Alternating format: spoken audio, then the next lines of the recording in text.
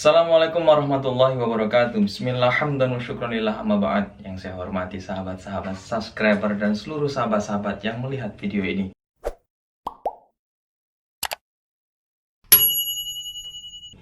Alhamdulillah, pada kesempatan yang berbahagia ini, berbahagia karena kita masih diberikan kesehatan, diberikan iman, dan juga diberikan semangat untuk selalu mengkaji pemikiran-pemikiran ulama yang tertuang dalam kitab Nasha'ihul Ibad ini.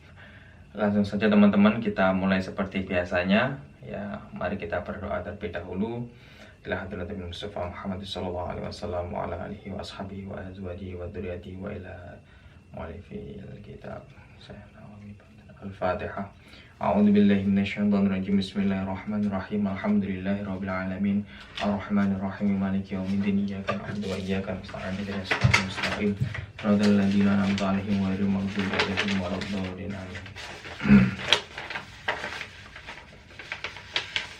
Kita santai, ngaji santai tapi pasti. Kita berusaha untuk selalu istiqomah, santai tapi pasti nggih. Alhamdulillah pada penghujung Ramadan ini kita masih bisa istiqomah untuk ngajinya. Walaupun belum bisa sampai khatam ya, soalnya ini juga pelan-pelan. Bismillahirrahmanirrahim. Qala mu'allif rahimahullah ta'ala wa nafa'ana bihi wa bi ulumi fid dharaini amin. Bismillahirrahmanirrahim. Wal maqalatul khamisata asrata utai maqalah kang kaping 15 an Abi Bakrin Siddiq, saking Abi Bakar Siddiq radhiyallahu mugi ngridhani sapa Allahu Allah anhu sang Abu Bakar. Fi qaulihi ing dalam pengendikane Allah, dhaharal fasadu fil barri wal bahr. Dhahara pertero apa al fasadu kerusakan fil barri ing dalam daratan wal bahri lan lautan. Kala ngendika sapa Abu Bakar fi tafsirid dalik ing dalam tafsiri mengkono-mengkono ayat. Jadi ini tafsirnya Abu Bakar mengenai ayat dhaharal fasadu fil barri wal bahr. Al barru utawi daratan, huwa hiya bar iku al lisanu lisan. Wal bahru lan utawi lautan, huwa hiya bahar iku al qalbu ati. Fa idza fasada rikane rusak apa lisanu lisan bisabi kelawan misuh.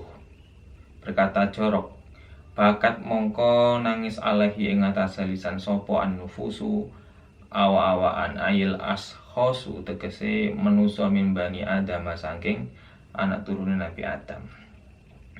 Jadi pada makalah yang ke-15 ini, ya ini ada sebuah ayat kerusakan yang terjadi di darat dan juga di laut dalam ayat ini. Ini ditafsiri oleh Abu Bakar. Yang dimaksud al-barru ataupun daratan di sini adalah lisan menurut Abu Bakar. Ya. Al-barru huwal lisan wal bahru huwal qalbu. Adapun al-bahru dalam artian lautan itu diartikan sebagai hati. Faida fasada al-lisanu bisabbi bakat alaihi an-nufusu. Ketika lisan itu rusak, artinya ketika lisan itu rusak, yaitu dengan rusaknya lisan, yaitu dengan perkataan yang buruk, ya. Perkataan yang impolite word ataupun perkataan yang di situ tidak sopan, kata-kata yang tidak sopan secara umum ya, secara umum, maka itu dikategorikan merusak lisan itu sendiri, dan itu bisa memberikan efek negatif kepada manusia. Ya, ketika lisan yang rusak, maka yang akan kena imbasnya adalah orang-orang sekitarnya, manusia-manusia yang ada di sekitarnya. For example, kita hidup nih, saya dan teman-teman ini hidup di lingkungan yang dimana di situ orangnya suka nyinyir, suka menggunjing di belakang, suka mengomentari dan lain sebagainya. Adapun kata-katanya juga kotor. Alhasil kita akan merasa tidak nyaman, gitu. Kita akan merasa tidak nyaman. Oleh sebab itu ngendikan kanjeng Nabi, mangkana yu'minu billahi wal yaumil akhir falyakul khairan aw liyasmut. Orang yang barang siapa yang beriman kepada Allah dan juga hari akhir, maka hendaknya dia berkata perkataan yang baik atau dia lebih baik diam. Nah, kalau kita nggak bisa ngomong baik, ya kita nggak bisa komentar baik, itu minimal kita diam. Gak usah komentar. Sekali komentar bikin hati nyesek, ya gitu. Pernah nggak itu? Pasti pernah. Ada orang yang nggak pernah komentar, tapi sekali komentar dia bikin hati nyesek. Ya lebih baik diam aja, ya. Dulu itu waktu saya masih awal-awal mondok, kiai ngendikan gini, wong iki lek akeh ngomong iku pasti akeh salah gitu.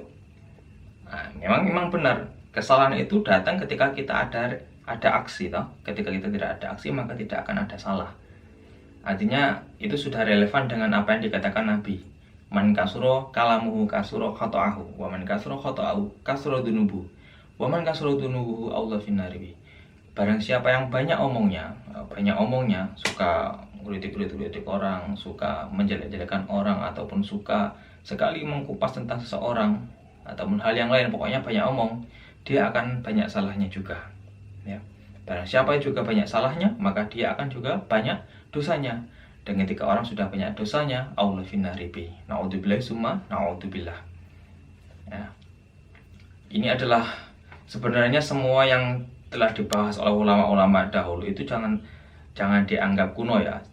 Ini sangat relevan sekali sampai pada saat ini. Kemarin kita juga telah digegerkan ya berita nasional mengenai Gus Miftah yang ceramah di gereja.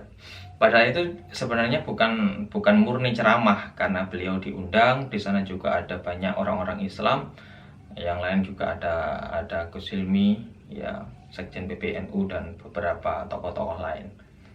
Beliau diminta untuk orasi, dan itu menjadi booming dan sangat-sangat menjadi trending di Indonesia ini, berita nasional. Kita itu aneh ya sebenarnya.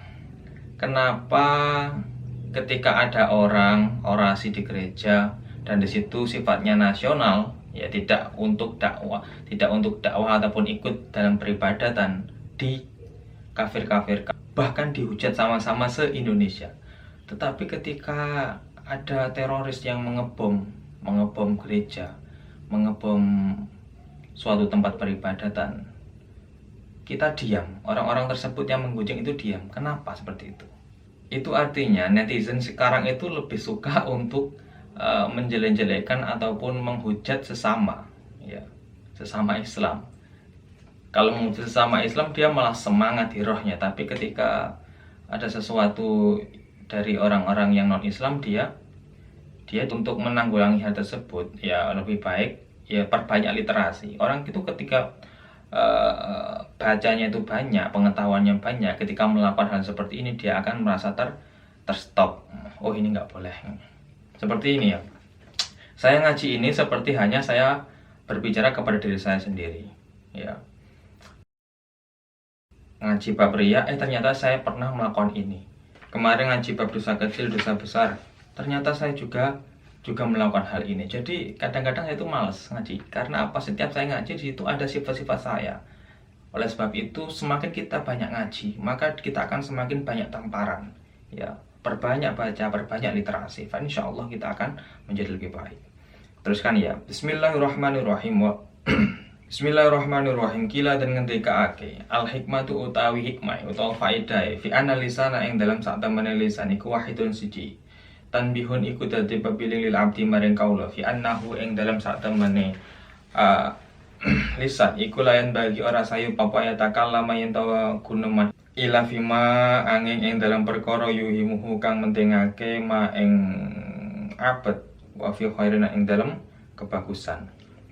Wakila lanten ngendika akeli analisana krana sak temene lisan adzakira kang zikir bikul diluwatin kalawan saben-saben bahasa iku kana ana apa dikru dikir lisan ana iku lil madkuri maring perkara kang den tuturake utawa maring perkara kang den dikirake al wahidi kang siji huwa utawi madkurul wahid iku Allah taala fakadzalika lan kaya mengkono-mengkono apa al qalbu ati bikhilafi nahwil aini kalawan nulayani sepadane ain wal uduni lan kuping fa innahu mengko sak temene nahwul ain iku ya ta'addadu wilangane nahul ain kila dengan dikaake li an la hajat akron sak temene hajat ila sami maring midangat utawa maring mendengarkan wal basari lan ningali iku aktaru iku aktar luwih akeh minal hajat tinimbang saking hajat ilal kalami maling guneman wa inna masubiha ing pestine den serupakake opal kalbu ati bil bahri kelawan bahar utawa segara li syiddatil umki krana bangete jerone ati wa tisaihi lan jembare ati. Nah, ini tadi adalah menjawab dari pertanyaan pertama. Kenapa kok daratan itu disamakan dengan ataupun ditafsiri dengan lisan, sedangkan laut itu ditafsiri dengan hati? Kenapa? Nah, ini Syekh Nawawi memberi sebuah pencerahan bahwasanya hati itu dia mempunyai ruang yang sangat lapang dan juga mempunyai kedalaman yang sangat dalam. Ya, karena dulu juga kita pernah mendengar bahwa orang-orang dulu ketika ada orang yang kena musibah, jembarno atimu yo, jembarno atimu, lapangkanlah dadamu, ya. Kayak gitu. Ini adalah salah satu alasan. Yang kedua, kenapa lisan diciptakan cuma satu, sedangkan mata dan telinga ada dua? Nah, tadi kita sudah membahas bahwasanya lisan itu hanya untuk berbicara, sedangkan telinga dan mata untuk melihat dan mendengar. Yang mana kegunaan mata dan juga kegunaan telinga itu lebih banyak daripada kegunaan lisan. Kalau mata harus ada dua, kalau ada satu kan cuma bisa melihat satu sisi, yang satunya lagi tidak terlihat. Begitu juga dengan telinga. Ketika kita cuma memiliki telinga satu, maka kita hanya bisa melihat satu arah. Nah, itu artinya fungsi dari organ-organ ini lebih banyak daripada mulut. Artinya banyak mendengar, sedikit berbicara gitu. Supaya kita tidak egois, ya. Yang mana besok di akhir seperti di surat Yasin itu disebutkan bahwa al-yauma nahtimu ala afwahihim wa tukallimuna aydihim wa tashhadu arjuluhum bima kanu yaksibun. Jadi besok itu mulutnya dikunci, ya, kemudian tangan ini dia berbicara sendiri, sedangkan kaki menjadi saksi. Tidak ada yang bisa mengelak. Jadi semuanya akan dimintai pertanggungjawaban. Kalau sekarang kita mengkritik orang, banyak sekali mengkritik, tapi tanpa didasari atas bukti dan juga usaha. Artinya kita hanya mengkritik orang sampai kita lupa apakah kita sudah memberikan sebuah kontribusi yang nyata seperti orang tersebut. Jangan-jangan kita malah jauh lebih rendah dari dia. Nah, oleh sebab itu kita harus selalu introspeksi diri. Stay positif. Insya Allah semuanya akan menjadi baik. Ya. Alhamdulillah, semoga itu semuanya bisa bermanfaat teman-teman.